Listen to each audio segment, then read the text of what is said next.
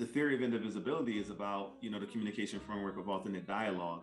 And, I wish there was currently a context for, a place for people in community that have varying viewpoints because of the ways that we were raised and our differences in culture and the things that we learn, to come together, to listen to one another, to understand one another, instead of consistently having, folks get upset, like what, Sarah's post, how she lost, followers and clients due to her honoring Pride and Juneteenth. And it's sad. It breaks my heart. We live during a time when divisiveness and polarization dominate the social, economic, and political discourse. In response to this reality and empowered with the skills of authentic dialogue and systems thinking, Dr. Sunjata Sunjata created an anti-oppression framework for social sustainability called Theory of Indivisibility to help illuminate a different path forward. Our hope is that these conversations and calls to action will ignite tolerance and empathy and provide guidance for our global listeners who want to actively engage in ending all forms of oppression while creating thriving relationships in the workplace and beyond. I'm Mariella Marie. Let's grow dialogue. All right. So I'd like to start off our session with some food for thought, if that's all right. Spoken by the late, great James Baldwin. May he rest in peace and power. You think your pain and your heartbreak are unprecedented in the history of the world, but then you read. Today, we'll be contemplating on some of the social unrest that's snowballing across medias. We've selected headlines that we see percolating in the media, as well as social commentary circulating on various social media platforms. And I'd love to take the next few minutes to bring both highly charged and opposing viewpoints to the center of our dialogue as we search for liberation individually and collectively. So I'm going to read a few headlines and social posts for you and our listeners to digest and reflect on. And after I read through each headline or social post, I would love to hear your thoughts on the following. Firstly, which tools of oppression are being used to uphold these viewpoints? And on the flip side, as folks are flooded with this sort of duality, polarization, and disheartening content on their socials and in their inboxes, I want to have you comment on this second piece here. As we search for liberation in the eye of the storm, I'd love for you to share which tools of indivisibility can be used to harness this social unrest and hopefully transform it into liberation. So we got 3 topics we're gonna unravel here in the next couple minutes. So let's start with women's rights in the United States and how that potentially sets a tone for other countries to follow suit or not. This comes from the BBC News. In Ireland, my personal hope for the future is that we too will one day reverse the legislation. I think the movement in the US has been very wise. This brings a lot of hope and the battle goes on. This is from Bernie Smith, one of Northern Ireland's most prominent anti-abortion campaigners. On the other side, we have India. The US is generally a model for the world, and I fear at some point, India could take a cue from them and bring in a similar legislation, and we will be forced to raise children we don't want. Now, I'm going to bring it to the US, and then I'm going to ask for your reflection, all right? So we went to Ireland, we went to India, now we're going to come into the US, and this is from MSN.com. Texas Attorney General Ken Paxton said that he is making June 24th an annual holiday for his office. He says that the Supreme Court just overruled Roe and Casey, ending one of the most morally and legally corrupt eras in the US history. Praise the Lord. Abortion is now illegal in Texas, Paxton tweeted.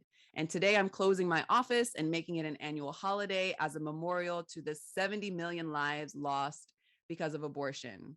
He also issued an advisory Friday saying some district attorneys may choose to immediately pursue criminal prosecutions, even though it's unclear if pre-Roe bans instantly came into effect. Which tools of oppression are being used to uphold these viewpoints? Sure. Thanks for teeing this up, Mariella. And I'll share with our listeners, when you mentioned tools of oppression, you're referring to my theory of indivisibility framework. And for those of you who've never viewed it, You can, well, you'll notice if you do go to view it, and we'll include a link in the show notes, that you'll see that I have a list of tools of oppression, and then I also have a list of tools of indivisibility. So the first thing that I'd like to say about that is that in terms of the tools of oppression that I see, I definitely see power over and control. I see, and I also see moral judgment, and I see laws. And this is some really, depending on your lens, depending on what you're bringing to listening to this podcast, you may be looking and hearing this and saying, okay, power over and control, okay. Moral judgment, okay. But laws, how can laws be oppressive? It's a lot to unpack. We don't have necessarily enough time to unpack it all here, but I want to touch on them briefly. And the first thing I want to say, well, let me say this, another tool of oppression here that's at play is debate. When we talk about the communication framework that this issue is currently being, communicated about in the general mass media, as well as social media, and in most contexts, people are debating this. So right from the jump, my theory of indivisibility holds that authentic dialogue is a communication framework that we should use instead of debate, if the goal is liberation, and if the goal is, one nation. I'm gonna use this term, as you all know, as Americans, this phrase, this statement, this stanza from our Pledge of Allegiance, which is one nation under God, indivisible, with liberty and justice for all. So I want to start there because I wanted to try to tease out some common ground, for us to have this dialogue from. Because if you're like me, you grew up putting your right hand over your heart every day when you went to school and saying the Pledge of Allegiance. And this country was built on these, let's say, statements of value. And the Pledge of Allegiance was one of them. And it's literally the root. What I just said to you all is the root of my theory of indivisibility. It inspired the theory of indivisibility. I think very deeply about how we can live to those norms, those values of one nation, under God, whoever you believe God to be or not be, indivisible, with liberty and justice for all. So with that being said, when I think about the tools of oppression, Mariella, again, power over and control. With the idea around abortion, even though Roe versus Wade doesn't necessarily ban abortion, what it does is it puts the decision in the hands of each state. So that has created a lot of fear because a lot of states are indeed banning and making it criminal to have abortions. So that's where fear comes in, obviously, for a lot of people. But the power over and control element is that you have lawmakers making these decisions. And I forgot, standardization is also one of the tools of oppression.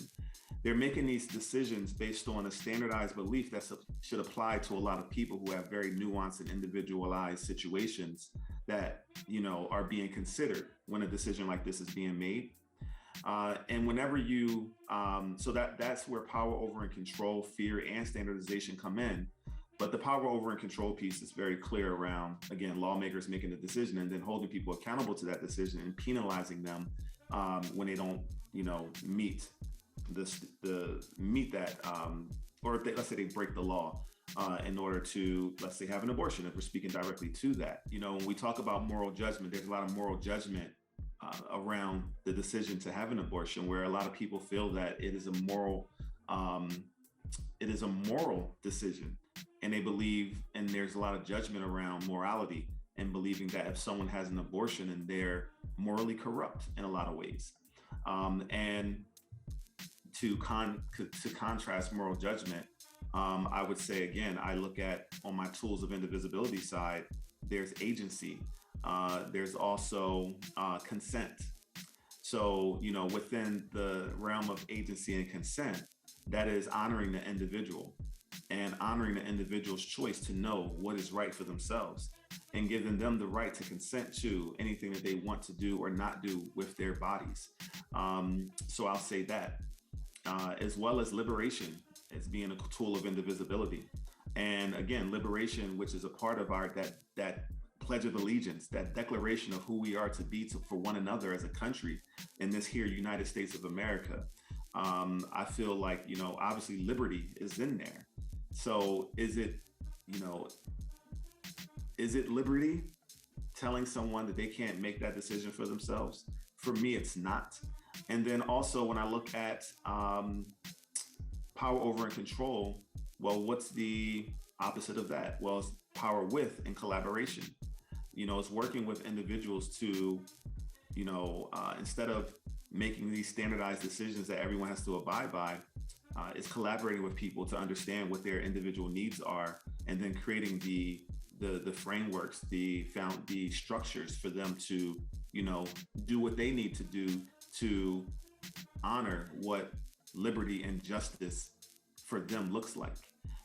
If someone is making a decision or doesn't have the agency to make a decision for themselves, in terms of, having an abortion, not even getting into all of the reasons that people choose to have one, I don't think that's necessary. If we honor power with and collaboration, if we honor agency, if we honor consent, we don't have to get into the weeds of, how many weeks is considered, a fetus considered a living person and their rights, et cetera.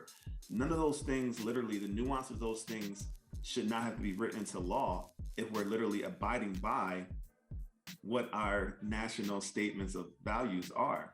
And, so those are the things that come to play for me. And then the last thing I want to say is that I empathize with both sides, or all sides. I understand the people who are, let's say, pro-life, who are against abortion. I believe their intentions are pure.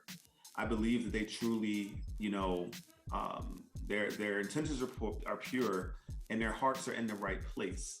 And in terms of what their fears may be, and their, what their beliefs are. And I believe they're valid. I believe they're valid for them as individuals.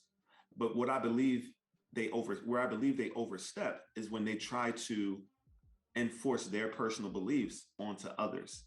And to me, that is the antithesis. That is the complete opposite of, liberty and justice for all, and one nation under God, indivisible, with liberty and justice for all. The moment that you take your personal beliefs and then start pointing outwards to others and judging them morally if they don't abide by your personal beliefs, is an overstep, and it's out of alignment with the country and the nation's stated values. So for me, it's really a clear cut thing in terms of how we can move in a direction to bring us together and be indivisible. Our beliefs do not have to be at odds. If you're pro-life, you can have that belief. If you're pro-choice, you can have that belief. And we can be indivisible if we simply respected each other's beliefs. But it's when we try to enforce our beliefs on others that we become divided. And I'll stop there. We want you to keep going. So I know I said a lot. You said a lot, and it's good though. I'm going to just invite our listeners to join our community to continue to unpack all the beautiful things that Sunjata just unleashed for us to chew on. And, if you're curious on, how do I even start to have conversations like this in my own mind or with my family or in my community, again, join the Grow Dialogue community, and we're happy to support and also, share our challenges as well. Something that sticks out, I love that here under Tools of Oppression, you put the illusion of freedom. You're not empowering them to decide what they want to do with their body. So this illusion of freedom really stuck out to me under your Tools of Oppression. Again, we're going to add this in the show notes so people can also reflect on how Sunjata has beautifully written down tools of oppression and also the tools of indivisibility that he's been speaking to. And if you notice, I did say in the beginning, how this that is happening in the States is affecting the world. And I would just love to hear you comment on that and see, what that means for you. Because I know that the theory of indivisibility came from the Pledge of Allegiance, from a poem that was written to help people identify with being from the United States.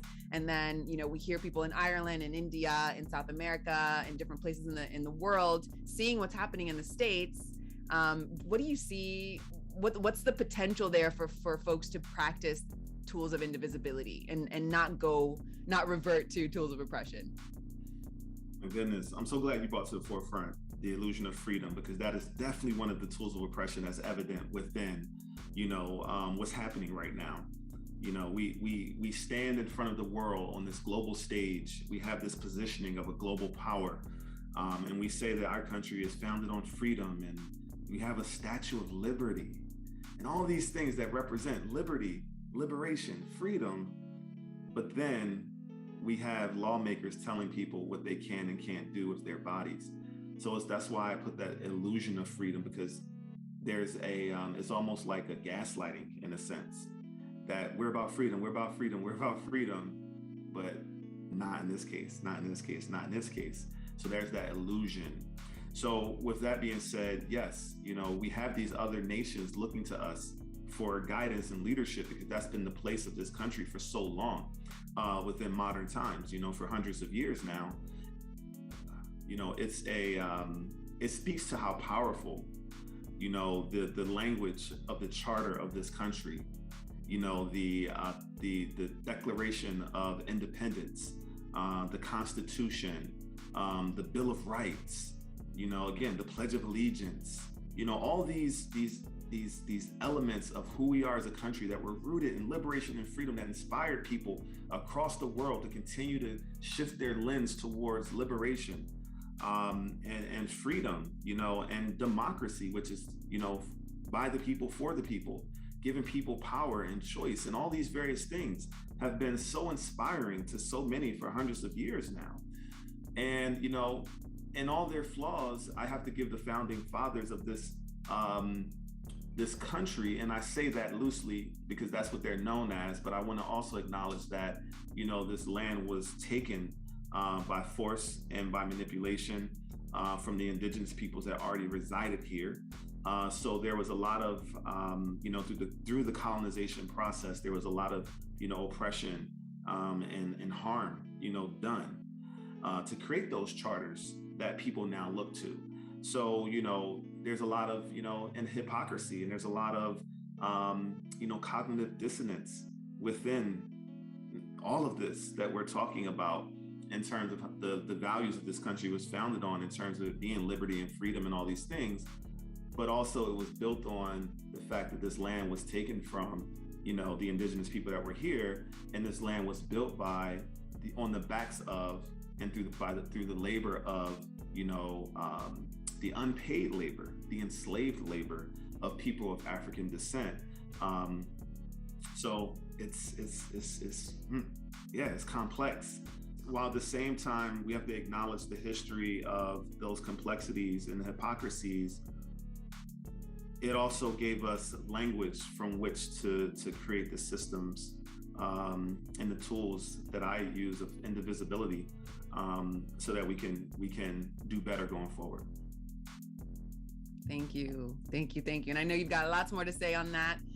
These next two topics that we're going to dive into, Pride and Juneteenth, are strategically highlighted during a certain month of the year, which is June. This episode will probably be aired after June, but in my quest on making these things, every day, instead of just highlighting it for a month, the celebration of Pride, and also Juneteenth that we'll get into a little bit later. I want to bring up this topic here. So, thank a straight person today for your existence. And it says straight pride. And the comment below says, as much as LGBTQ plus gets to have their pride, I'm allowed to stand with mine as well. If you can shove your pride down people's throats, I have every right to speak on mine.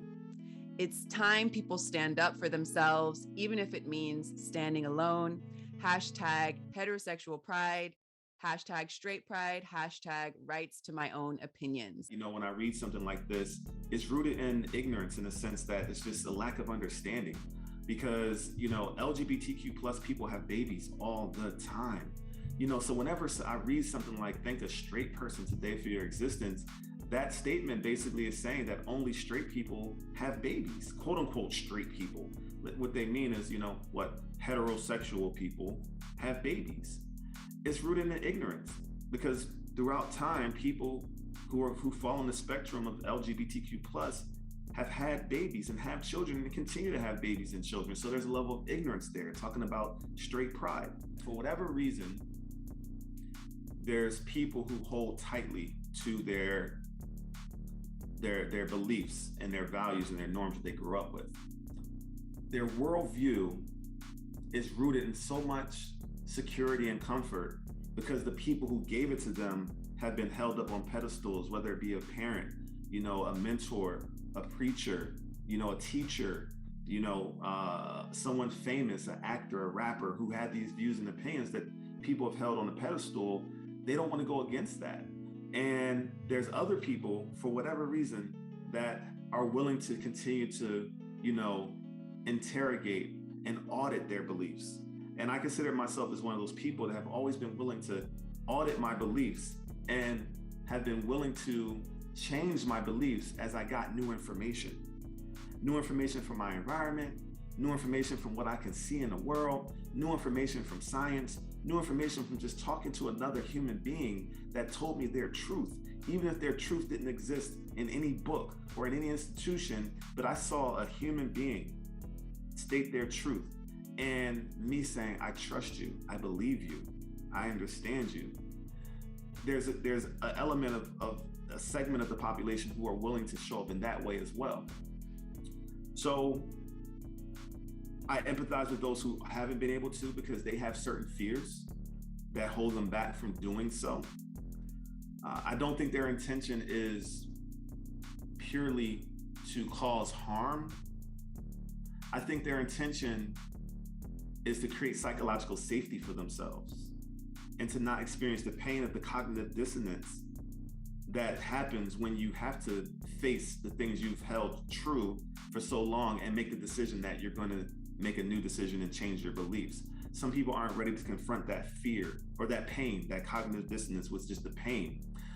And all I can say is that, again, I empathize. So from there, the tools of oppression that I see that are being held up within statements and beliefs like that are moral judgment, competition. I want to talk about competition because I was going to say that, I see a pattern when let's say a certain belief that's been held for so long, that's rooted in privilege, begins to get challenged and overturned in the social norms, and society as a whole has embraced a new way. The group or the belief that is now being challenged and asked to shift, it's as if they're losing something. Instead of them feeling like it's just adding to, their worldview and adding to the culture, they feel like they're losing something. They feel like they're in competition with this newly held, statement of belief that the society and culture is moving towards. I see it so often. I see it when, people of European descent, especially males of European descent, are asked to shift their worldview and with, let's say, movements around speaking about white privilege, movements around ideas like diversity, equity, and inclusion, where we're asking people who've been held up as the standard, as the default, to make room for diversity, or let's just say men in general, asking them to make room for allowing women to have a seat at the table.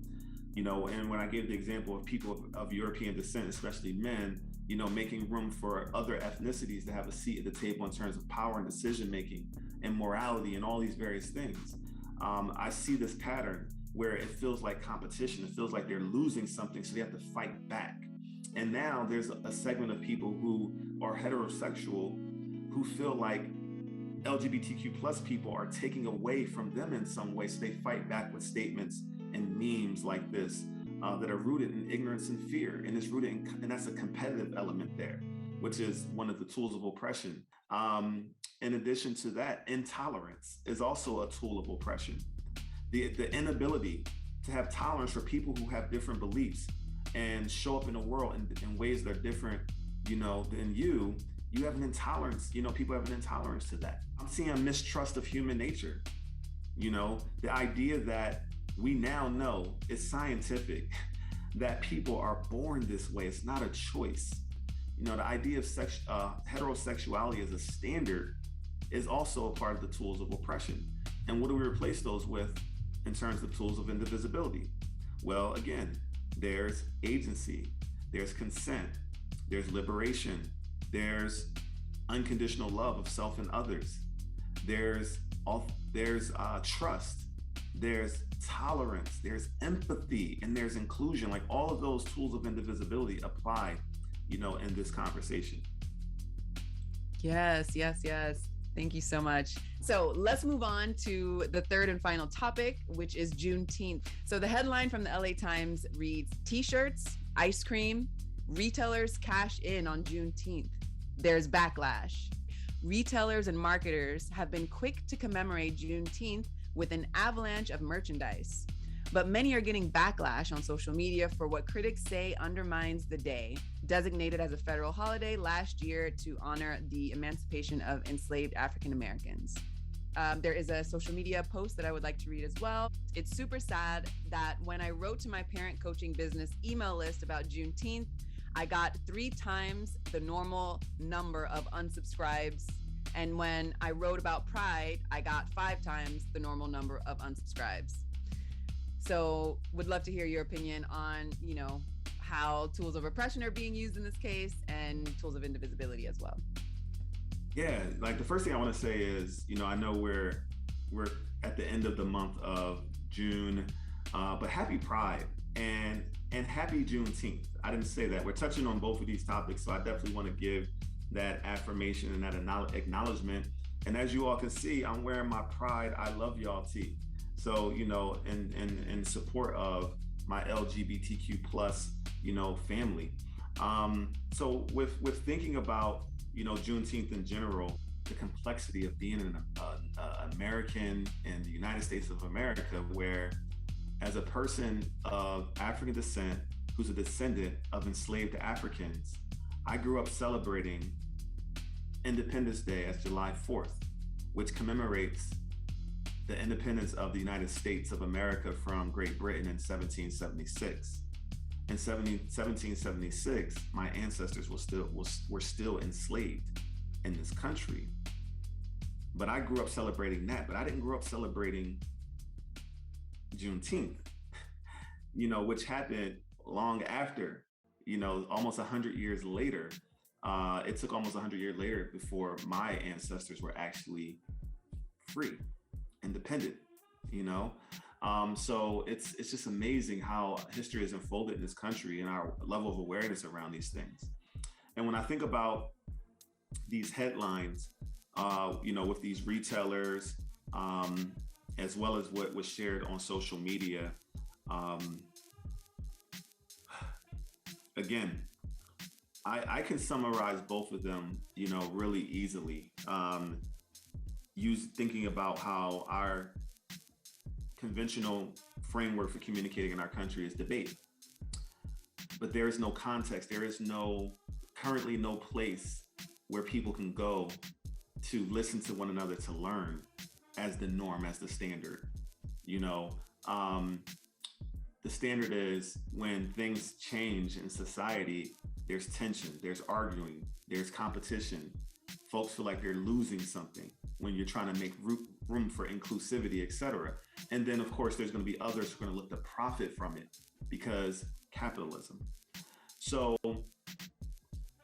the theory of indivisibility is about, you know, the communication framework of authentic dialogue. And, you know, I wish there was currently a context for, a place for people in community that have varying viewpoints because of the ways that we were raised and our differences in culture and the things that we learn, to come together, to listen to one another, to understand one another, instead of consistently having, you know, folks get upset, like what, you know, Sarah's post, how she lost, you know, followers and clients due to her honoring Pride and Juneteenth. And it's sad, it breaks my heart. And I believe with some authentic dialogue and getting an opportunity to hear from people from all sides and teasing out some common ground and talking about, well, what is the common, you know, values that we all share. And again, for me, I go back to our country's, you know, statements like our pledge: one nation under God, indivisible, with liberty and justice for all. So if that's our common ground, that's the starting point for the authentic dialogue, for folks to share their fears, their concerns around what they feel like they're losing in reference to that value, those values, statements of value. And then coming together with that process of authentically dialoguing to listen and understand each other deeply. And then from there, coming up with some common ground on how we can move forward so that everyone truly feels that they have the opportunity to pursue liberty and justice within the context of us, being in community with one another as a nation at every level: cities, communities, cities, states, etc. So that's what I would say, shows up for me there, and what I believe, would be the tool of oppression being debate, while honoring our differences. That's just natural.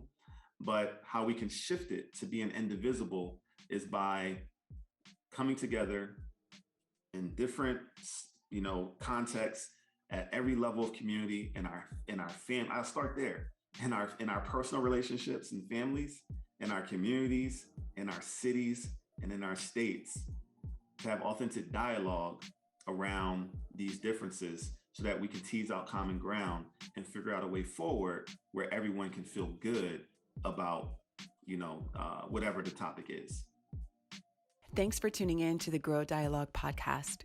Remember to join our Grow Dialogue community to continue the conversation, activate authentic dialogue, and to get exclusive content, discounts, and special offers on curated artwork and music from independent artists from the Americas.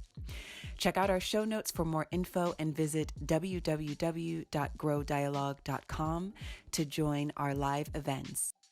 Don't forget to support us on Patreon. We really appreciate your support.